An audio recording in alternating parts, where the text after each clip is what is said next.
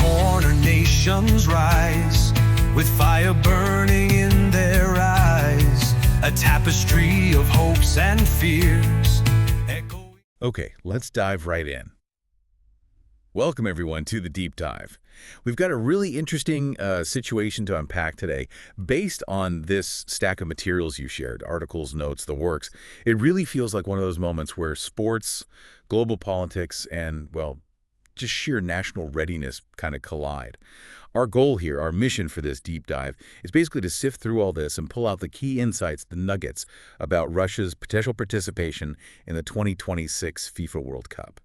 It's definitely complex, lots of uncertainty. We're going to see what these sources tell us about where things really stand. Yeah, that's a great way to frame it. And the absolute core question that jumps out from these sources is, can the Russian national football team actually find a way to get a spot in the next World Cup? And the material makes it crystal clear why that's even up in the air.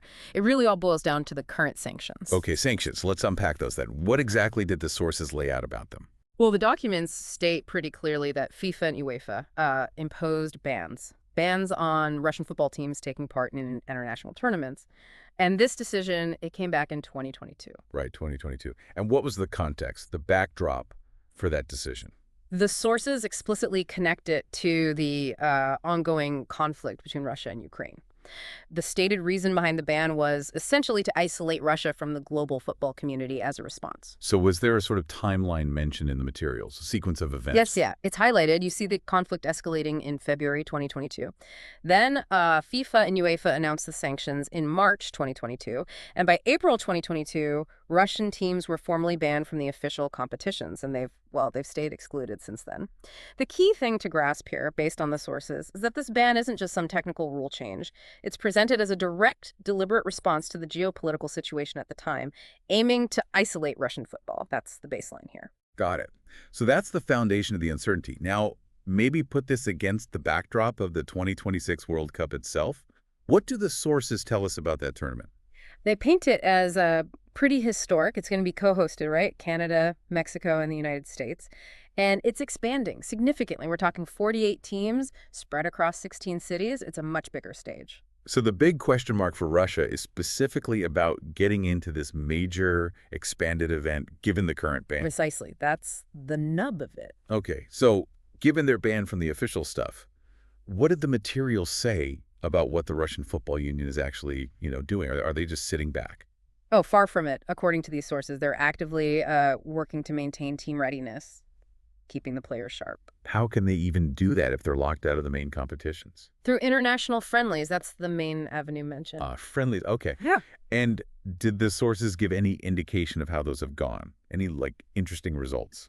The results noted were, frankly, quite striking. The documents point to the teams staying undefeated in their recent friendly matches.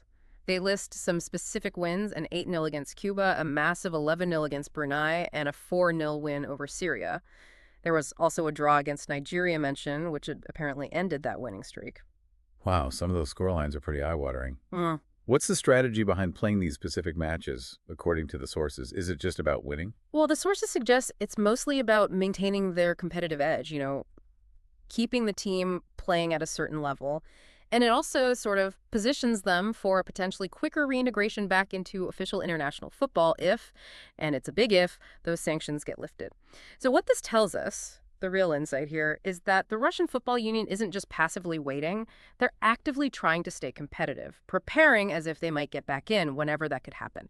It's a strategy of, let's say, proactive readiness in uncertain times. Yeah, that makes a lot of sense. Okay, now, what about the wider world? How has the international football community reacted to Russia being excluded? Is everyone on the same page? What we gathered from the material is that the response has been, varied, mixed, you could say.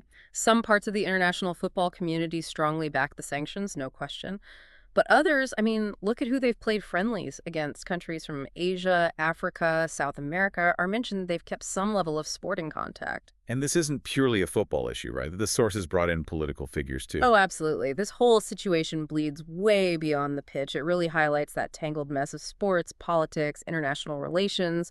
We definitely saw comments from key figures noted in the sources. Okay, like who? Who was mentioned? Well, FIFA President Gianni Infantino came up. The sources quote him basically expressing a kind of openness to Russia eventually being reinstated. He apparently said they hope for peace, which would then allow Russia's readmission. He's quoted saying Russia is banned for the time being. That phrase stood out. For the time being. Interesting. And did the sources mention anything from former U.S. President Donald Trump on this? They did, yes. The material includes his perspective, suggesting that maybe, just maybe, Russia playing in the 2026 World Cup could be used as like an incentive in peace talks. Okay, and just reporting what the source material states, what was his exact quote? The quote provided is, "That's possible. Hey, that could be a good incentive, right? We want to get them to stop. We want them to stop. 5,000 young people a week are being killed. It's not even believable. The Russian soldiers and Ukrainian soldiers mostly. Horrible things going on over there. We are going to get that war stopped." So the sources present that as his view on potentially linking the World Cup participation to ending the conflict. Right, we're just relaying what the sources contain there. Exactly. And these quotes from Infantino and Trump, they really just hammer home that point made in the sources about the pathways back. Russia's future in international football seems deeply tied to these bigger diplomatic and political shifts. It might even be used as a piece in that puzzle. Okay, so the situation is framed by sanctions, heavily influenced by politics. What would it actually take for the ban to be lifted, for Russia to get back in? Did the sources outline any specific pathways? The sources do suggest a few potential routes. The most direct one mentioned, unsurprisingly, is a diplomatic resolution to the conflict in Ukraine. That's seen as the clearest path. Is that the only way mentioned, though? Or are there other possibilities? The material also notes that FIFA's own rules, their governance structure, does allow them to reconsider suspensions if international circumstances change significantly. And what about the fact the World Cup is bigger this time? Does the 48-team format play into this at all?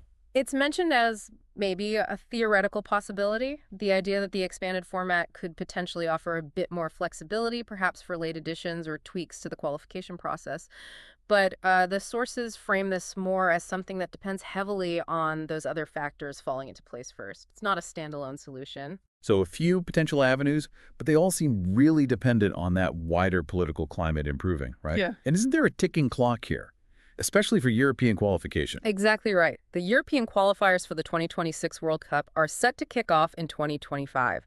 So that creates a very real, practical deadline for any decisions about whether Russia could even potentially take part in those qualifiers. Time is definitely a factor. Sorry, let's shift gears a little bit then. Putting aside the politics, the bans, the pathways back for a moment, what did the sources actually say about the Russian team itself? If they could play, what kind of team are we talking about? What's their history, their current shape? Okay, yeah. Looking at their history first, the sources mention Russia does have a significant World Cup legacy as an independent nation. The big highlight pointed out is reaching the quarterfinals when they hosted in 2018. That was a major achievement for them on home soil. Okay, 2018 hosts, quarterfinals. What about now? The current squad, the style of play, based on what you read. The material suggests the team's kind of in transition, evolving. They're apparently focusing more now on a possession-based style of play. The squad itself seems like a mix. You've got experienced players, mostly from their domestic league, the Russian Premier League, but also younger talents, some who've apparently gained experience in European competitions. The sources also mention improved squad depth, which is interesting. Any specifics on their tactics or key strengths that were highlighted? Tactically, the sources describe them as typically using a flexible 4-3-3 formation. But they can adapt, sometimes switching to a more defensive 4-5-1 against, tougher opponents. Their main strengths mentioned are discipline, defensive organization, sort of a traditional strength perhaps, and being effective in quick transitions, counterattacks. Set-piece execution is also noted as a definite strong point for them. And are there specific areas they're trying to improve? Where's the development focus? Yeah, the technical program, according to these sources, is putting a new emphasis on areas where maybe historically they lagged a bit behind top Western European teams. Specifically, things like close ball control and passing accuracy. And who's steering this ship? What about the coaching? What philosophy is described? The head coach mentioned is Valery Karpin. His philosophy, as outlined in the material, is about trying to build a more progressive attacking style. But, crucially, while still holding on to those traditional Russian strengths, that defensive solidity, physical resilience, He's also apparently managing a kind of generational shift in the squad and focusing on comprehensive talent identification across the country.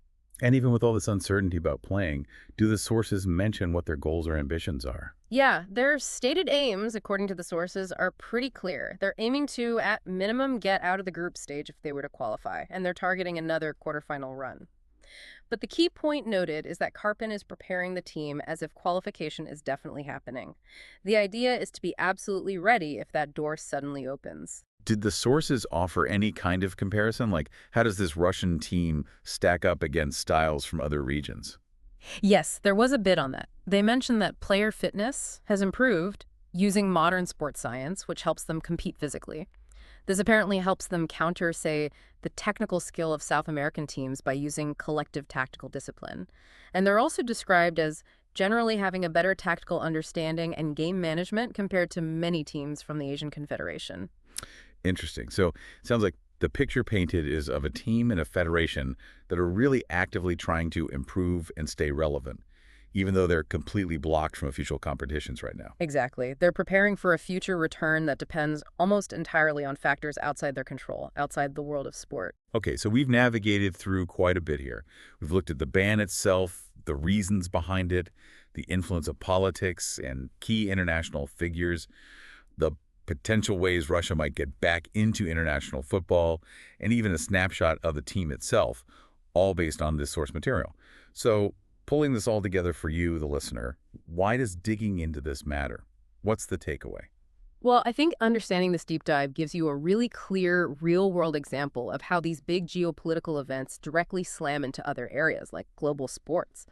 It just highlights how interconnected everything is today, doesn't it? And it's also, a fascinating case study in how established bodies navigate massive uncertainty thrown at them by outside forces and how they try to maintain readiness against the odds. Yeah, it really does show how few things operate in a vacuum anymore. We've covered a lot from the sources, the sanctions, the context, the political angles, the possible routes back, and the state of the team.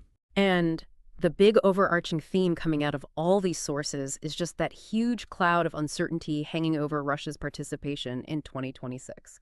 Their football future seems completely tied to non-football events. Right, absolutely. And as we wrap up this deep dive, here's something to chew on, a final thought for you, drawn directly from the constraints and possibilities we found in these sources.